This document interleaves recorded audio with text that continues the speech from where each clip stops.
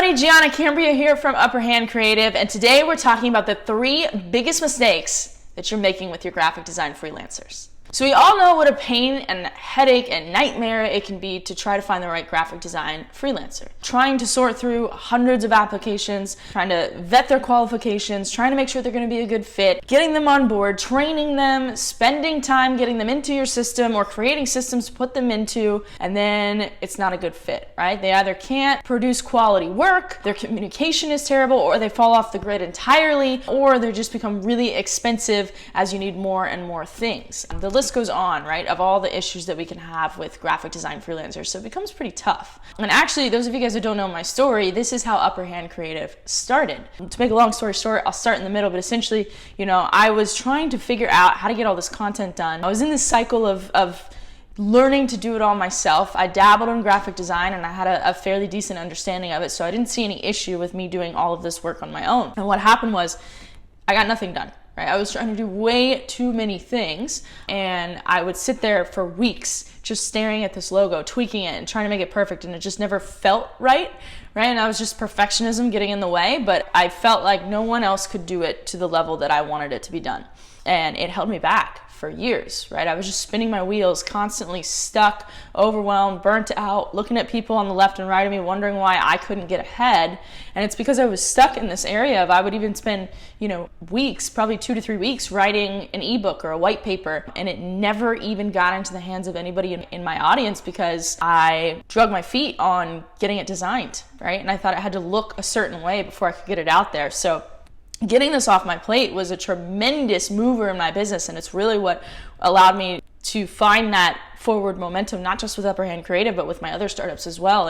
And now things get off the ground so much quicker. But in the beginning, when I first came upon this idea of hiring freelance graphic designers to take on some of that work for me, in the first year alone, I lost $10,000 on bad design freelancers. That wasn't even the other costs associated with my business. That was strictly freelance graphic designers.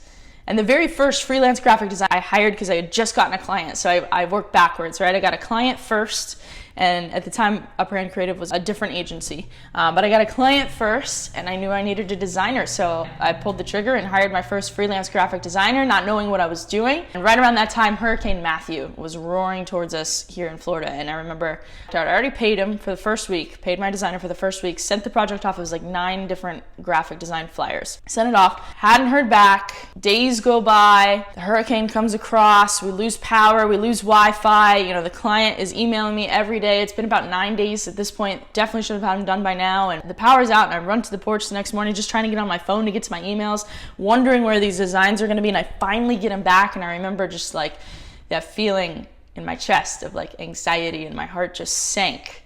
They were terrible, probably the worst flyers I've ever seen. And I even put this person through a test project thinking, okay, this will be a good fit. And they were completely awful. I had this client waiting on me, depending on me. They were time sensitive, and so it was just a hot mess. And I just remember spending the next week after that back and forth with that designer, just trying to get it right since I'd already paid for it, just trying to hold on to whatever we could, and finally got some usable flyers out to the client. And I wish I could say it got better after that, but the next few months continued on like that, just a cycle of like anxiety. And is this person going to be able to actually design?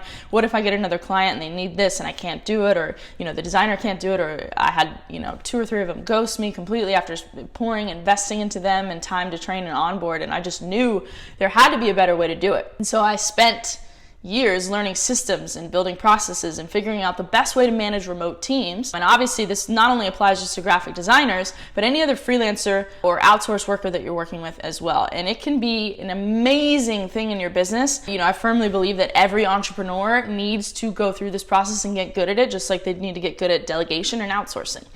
Those 2 things can move you ahead so much faster, even if you're a solopreneur or you don't have a budget for a team. That being said, what did I learn from that process? From losing 10 grand to where I am now, a very successful team of freelance designers.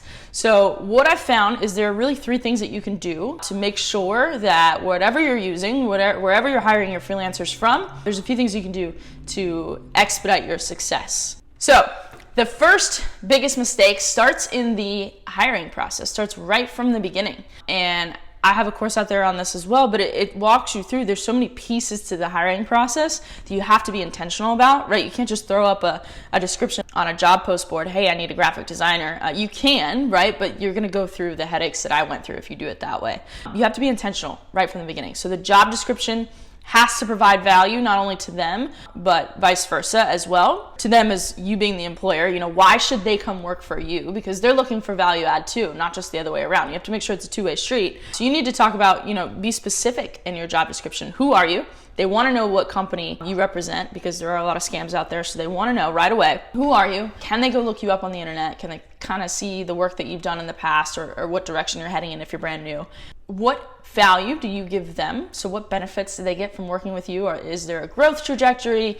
Is there training? Is there bonus pay? Is there additional opportunities for increasing their income? Whatever it is, working from home is a huge benefit as well. Don't underestimate that one or take that one for granted. You want to spell that out as well in the job description. You also want to be clear and concise on the skills you need. This is a great place to show your culture, right? So obviously we need graphic design skills in Illustrator and Photoshop and that type of thing. But go beyond that. Do they need creative thinking? Do they need to be quick on their feet? Do they need to be lighthearted, right? Maybe back and forth to fit in with your team culture, they need to be a little lighthearted. Whatever it is, this is a great place to show your culture. What's it going to be like working with you? And one of the examples I love is Amazon. So if you go on and search for Amazon jobs and you read their job description, you can get a sense just by the way they write that job description of what it's like to work for Amazon. So go check that out and think about your culture and add that in. The other piece of this that is always missing in the hiring process is a test project. Test project. Don't hire anybody without doing a test project. And you heard me say in my story that I did a test project with a freelancer that failed me, but I've learned to get much more specific and intentional. Not just, hey, can you design this flyer for me? But I give very specific instructions, right? And sometimes I check for spelling, so maybe there's a lot of text that needs to go in this design, and I'll put that specifically and make sure that that is spot on. Because if I get something back that's misspelled and it's right there in front of them and all they had to do is copy and paste, I know that's going to be an issue down the line because they're working directly with clients for us. So the test project is a big one. Think about specifically what you need within your business. What kind of designs, do they need to be able to think out of the box? Maybe you do a lot of branding work, whatever it is, get specific about it. Create some sort of test project. Previous client projects work really well for this as well. Don't use the test project obviously to get free work. Then somebody that's asking if they're going to get paid for the test project, I'm probably not going to even entertain that because that shows me that their head's not in the right spot, right? And now the test project shouldn't take them long. I'm not going to ask for 4 days worth of work, but it should be specific to the needs of the business so that you can tell if that person's going to be capable or not, beyond their portfolio, of course.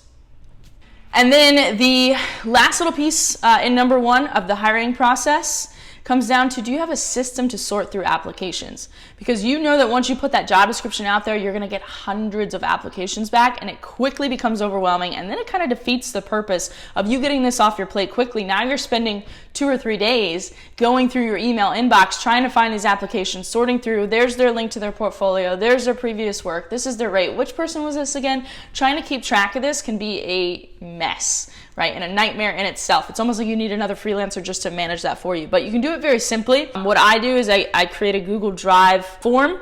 So it's like a survey, and that's the application. So it's all the questions. It's fewer than 10 questions, but it's the ones that I need, right? So describe your previous experience. Tell me what kind of projects you like to work on. What's your asking rate, your hourly rate, or your monthly rate? Send me a link to your portfolio. And then, by the way, here's the test project I need from you. Is required to submit your application. Just put the link to your test submission in here. And then all that feeds into a spreadsheet. So as soon as somebody applies, it automatically updates the spreadsheet, and I can just go through that in 20 minutes. It really streamlines everything, so I highly encourage that, and I will put a link down here too if you want a template for that. I actually give away my entire recruiting system on my outsourcing membership, so I'll put a link to that down at the bottom if you want to jump on that. So that's number 1, is the hiring process, right? From the job description, being intentional there, to the application system. Do you have a way of sorting through their applications? So that's number 1, right? The hiring process, being intentional right from the beginning. So number 1 is that job description. Are you providing value and are you showing your culture? And number 2 is the test project. Can they actually produce the quality of work that you need? And then number 3 is, do you have a system to sort through those applications? So that's all part of number 1, the hiring process. All right, so that's the first mistake. So the second biggest mistake, now you've gotten your freelancer, you've taken them through that hiring process, and now they're on your team. This is where the rubber meets the road and where a lot of times entrepreneurs fail, because we get this freelancer on our team and we're like, perfect, thank you, this person can take everything off my plate. It's great, here you go, and we overload them.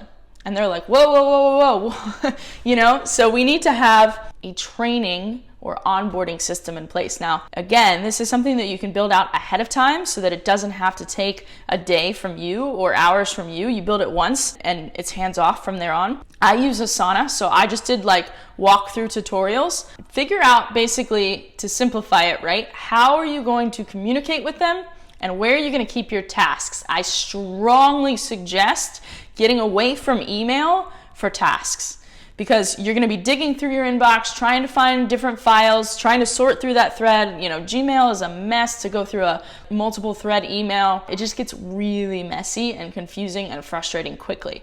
So I'd suggest a task management or project management system, something like Asana. I think Trello is kind of the free version. There's Basecamp, Monday.com, all sorts of stuff, whatever works for you.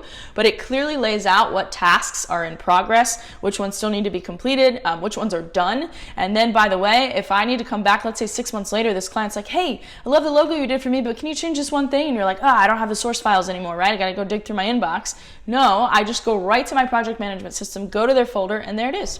And the files are all in one place. So that's the first thing. Find how you're going to communicate your tasks and your projects and get it out of your inbox. The second thing is you need to explain that to your freelancer. You need to let them know what's expected of them. Hey, I expect you to check project management system every day. It'll ping you if you get a new task or request. I expect you to ask me questions if you're not sure which one's priority. Those types of things, right? Those little things will go a long way. When that person has clear expectations, they feel comfortable in their lane and they're going to stick around a lot longer. When they don't feel comfortable, that's when they're hands off, right? And you might get ghosted. So we don't want that. The other thing is, how are you going to, aside from your tasks, how are you going to communicate regularly? I use Slack. Slack's awesome.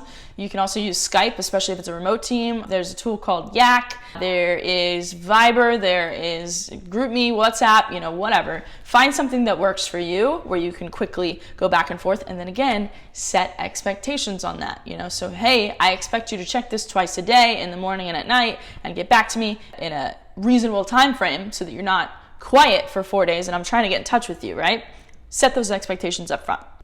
And then the third part of this is, depending on your business, you may not have this, but is there a system in place or a workflow? Are they going to be working with a developer? How do you want them to communicate? So like for us, and one of the things that I learned to work really well, right, that first freelancer I did, the one during the hurricane, was in the inbox, and it was terrible, right? So we already talked about getting out of that, but I created a core process, a standard operating process for whenever a new project is submitted, there are guidelines. I need you to acknowledge that you've seen this within the first 5 hours. I need you to get on revisions within this amount of time frame. I need you to ask me if you have any questions. I need you to find the files here, right? So I'll upload any brand files, logos, brand books, anything that you'll need for the project into this folder here. You're expected to check that, right? All of these things that I put up front that take the workload off me, and now I don't have to double check, and I can go on to focus on what I need to focus on. That's how you really get graphic design off your plate. It's not just hiring a freelance graphic designer. So that's number 2, creating systems and training in place to not only create clear expectations for them, but for you as well, and take that off your plate. And then finally, the third thing is not giving clear direction. And this is a very common problem, not just with freelance designers, but designers in general, because it's almost like speaking 2 different languages, right? We hire graphic designers most of the time because 1, we either don't have time to deal with the creative side of things, or 2, creativity may not be our strong suit, and that's okay.